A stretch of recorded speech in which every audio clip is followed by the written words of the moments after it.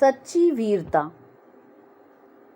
निबंध लेखक सरदार पूर्ण सिंह। इस निबंध में सच्चे वीर पुरुषों के धैर्य, साहस और स्वाभिमान जैसे गुणों पर प्रकाश डालते हुए बताया गया है कि वीर पुरुष प्रत्येक स्थिति में सच्चाई का साथ देते हैं। सच्चे वीर पुरुष धीर, गंभीर और आज़ाद होते हैं। उनके मन की गंभीरता और शक्ति समुद्र की तरह विशाल और गहरी तथा आकाश की तरह स्थिर और अचल होती है, परंतु जब ये शेर गरजते हैं तब सदियों तक उनकी दहाड़ सुनाई देती रहती है और अन्य सब आवाज़ें बंद हो जाती हैं। एक बार एक बागी गुलाम और एक बादशाह के बीच बातचीत हुई। ये गुलाम कैदी दिल से आज़ाद था। बादशाह ने कहा, मैं तुमको अभी जान से मार डालूंगा, तुम क्या कर सकते हो? गुलाम बोला, हाँ, मैं फांसी पर तो चढ़ जाऊंगा, पर तुम्हारा तिरस्कार तब भी कर सकता हूँ। इस गुलाम ने दुनिया के बादशाहों के बल की हद दिखला दी। बस इतने ही जोर और इतनी ही शेखी पर ये झूठे राजा मारपीट कर कायर लोगों को डराते हैं।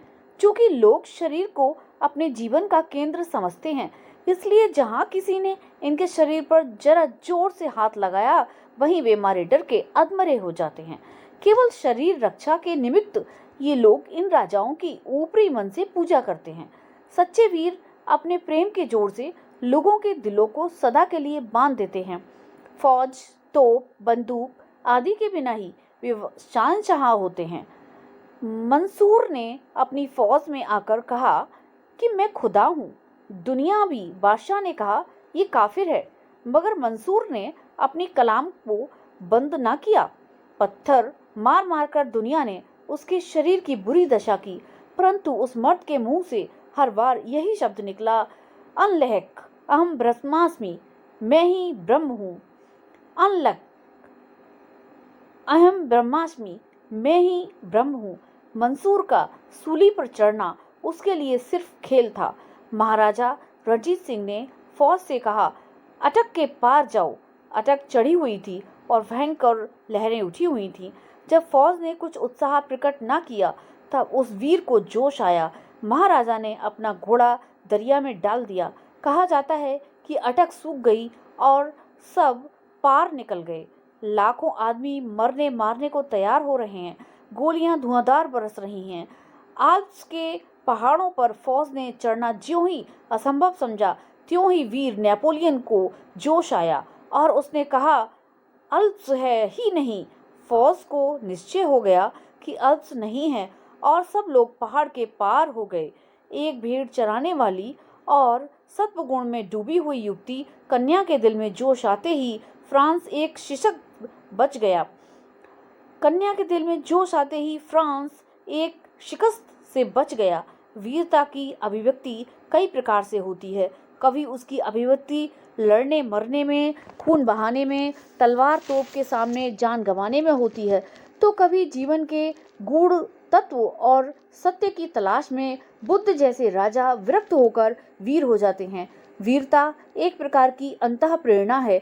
जब कभी इसका विकास हुआ, तभी एक नया कमल नजर आया, तभी एक कमाल नजर आया। एक नई रौनक, एक नया रंग, एक नई बहार, एक नई प्रभुता संसार में छा गई। वीरता हमेशा निराली और नई होती है। नयापन भी वीरता का एक खास रंग है। वीरता देश के काल के अनुसार संसार में जब कभी प्रकट हुई, तभी एक नया स्वरूप लेकर आई, जिसके दर्शन करते ही सब लोग चकित हो गए। वीर पुरुष का दिल सबका दिल हो जाता है, उसका मन सबका मन हो जाता है, उसके विचार सबके विचार हो जाते हैं, उसके संकल्प उसके सबके संकल्प हो जाते हैं, उसका बल सबका बल हो जाता है, वह सबका और सब उसके हो जाते हैं। वीरों को बनाने के कारखाने कायम नहीं हो सकते, वे तो देवदार के वृक्षों की तरह जीवन के अरण्य में खुद ब खुद पैदा होते हैं और बिना किसी के पानी दिए, बिना किसी के दूध पिलाए, बिना किसी के हाथ लगाए तैयार होते हैं और दुनिया के मैदान में अचानक ही सामने आकर वे खड़े हो जाते हैं। हर बार दिखावा और नाम के लिए छाती ठोककर आगे बढ़ना और फिर पीछे हटना पहले दर्जे की बुज़दिली है। वीर तो ये समझता है कि मनुष्य का जीवन जरा सी चीज़ है, वह सिर्फ एक बार के लिए काफ़ी है। बंदूक में केवल एक गोली है, उसे एक बार ही प्रयोग किया जा सकता है। हाँ, कायर पुरुष इसको बड़ा ही कीमती और कभी न टूटने वाला हथियार समझते हैं। हर घड़ी आगे बढ़कर और ये दिखाकर कि हम बड़े हैं, वे फिर पीछे इसलिए हट जाते हैं कि उनका मनोरंजन जीवन किसी और अधिक बड़े काम के लिए बच जाए, और इसलिए पीछे हट जाते हैं उनका मनोबल जीवन किसी और अधिक बड़े काम के लिए बच जाए। गरजने वाले बादल ऐसे ही चले जाते हैं, परंतु बरसने वाले बादल जरा सी देर में मूसलाधार वर्षा कर देते हैं। वीर पुरुष का शरीर कुदरत की समस्त ताकतों का भंडार है। कुदरत का ये केंद्र हिल नहीं सकता। सूर्य का चक्कर हिल जाए तो हिल जाए, परंतु वीर के दिल में जो दैवी केंद्र है वह अचल है। कुदरत की नीति चाहे विकसित होकर अपने बल को नष्ट करने की हो, मगर वीरों की नीति बल को हर तरह से इकट्ठा करने और बढ़ाने की होती है। वह वीर क्या जो टीन के बर्तन की तरह झट से गर्म और ठंडा हो जाता है। सदियों नीचे आग जलती हो तो भी शायद गर्म हो, और हजारों वर्ष बर्फ उस पर जमती रहे तो भी क्या मजाल जो उसकी वाणी तक ठंडी हो। उसे खुद गर्म और सर्द होने से क्या मतलब। सत्य ही सदा जीत होती है, यह भी वीरता का एक चिन्ह है। विजय वहीं होती है जहाँ पवित्रता और प्रेम है। दुनिया धर्म और अटल आध्यात्मिक नियमों पर खड़ी है। जो अपने आप को उन नियमों के साथ अभिन्न करके रहता है, उसी की विजय होती है। जब हम कभी वीरों का हाल सुनते हैं, तब हमारे अंदर भी वीरता की लहरें उठती हैं और वीरता का रंग चढ़ जाता है, परंतु प्रायः वह चिरस्थायी नहीं होता। इसका कारण यही है कि हम सबको केवल दिखाने के लिए वीर बनना चाहते हैं।